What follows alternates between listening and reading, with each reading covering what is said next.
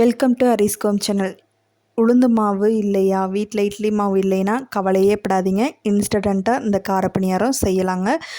மெத்து மெத்துன்னு பாஞ்சியாக இருக்கும், ரொம்ப சாஃப்ட் அண்ட் ஸ்வீட்டாக இருக்குங்க. பாருங்கள், பிரிக்கிறப்பயே எவ்வளோ ஜூஸியாக இருக்குன்னு. இப்படி ஒரு கார பணியாரம் நம்ம செய்யலாமா? இதுக்கு இன்ஸ்டண்ட்டாக ஒரு 10 நிமிஷம் இருந்தால் போதுங்க, டான்னு செஞ்சிடலாம். வாங்க எப்படி செய்யலாம்னு பார்க்கலாம். அதுக்கு ஒரு மிக்ஸி ஜாரை எடுத்து வச்சுக்கோங்க. எடுத்து வச்சுட்டு அதுக்கு ஒரு கப் வந்து வறுத்த ரவை, நீங்கள் வறுக்கலைனா கூட லைட்டாக ரோஸ்ட் பண்ணி சேர்த்துக்குங்க. இப்போ ஒரு கப்பு ரவைக்கு பார்த்திங்கன்னா அதே ஒரு கப் அளவுக்கு அவல் எடுத்துக்குங்க. எந்த கப்பில் எடுக்கிறீங்களோ அதே கப்பில் கடைசி வரைக்கும் மெஷர்மெண்ட்டை கரெக்டாக எடுத்துக்குங்க.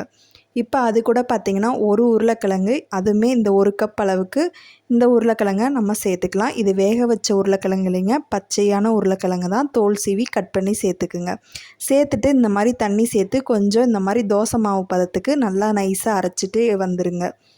எடுத்துகிட்டு வந்து இது ஒரு பாத்திரத்துக்கு அப்படியே மாற்றிடலாங்க. மாற்றிட்டு இது கொஞ்சமாக தண்ணி மிக்ஸி ஜாரில் கலந்து விடுற மாதிரி அளவுக்கு மட்டும் சேர்த்திக்கிங்க.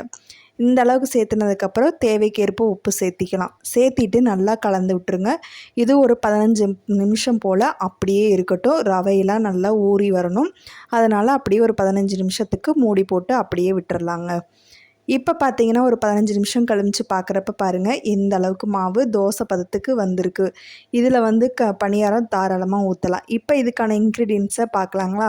இப்போ ஒரு கப் அளவுக்கு பெரிய வெங்காயம் கொஞ்சம் பொடியாக நறுக்கிக்கங்க. அது கூட பார்த்திங்கன்னா 2 பச்சை மிளகா பொடியாக நறுக்குனது, இதையும் கொஞ்சம் சேர்த்திக்கலாம். அது கூட பார்த்திங்கன்னா ஒரு கேரட் பொடியாக நறுக்க வச்சுருக்கேன், அதையுமே நம்ம சேர்த்துக்கிறலாம். இது கூட கொத்தமல்லி தழை கொஞ்சம் கைப்பிடி அளவுக்கு சேர்த்துக்குங்க.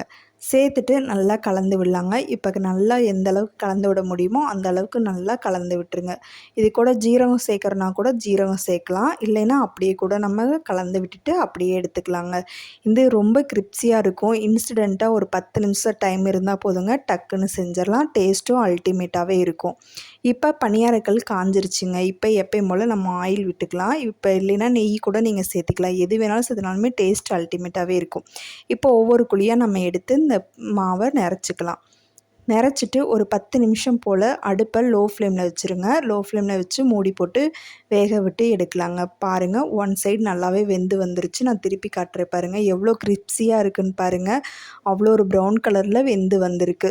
பார்க்குறதுக்கே சூப்பராக இருக்குங்க. கண்டிப்பாக வீட்டில் ட்ரை பண்ணி பார்த்துட்டு எப்படி இருக்குன்னு மறக்காமல் கமெண்ட்ஸில் சொல்லுங்கள். அவ்வளோதாங்க, எல்லாமே வெந்து வந்துருச்சு. இப்போ அப்படியே ஒன் பை ஒன்னாக திருப்பி போட்டுக்கலாம்.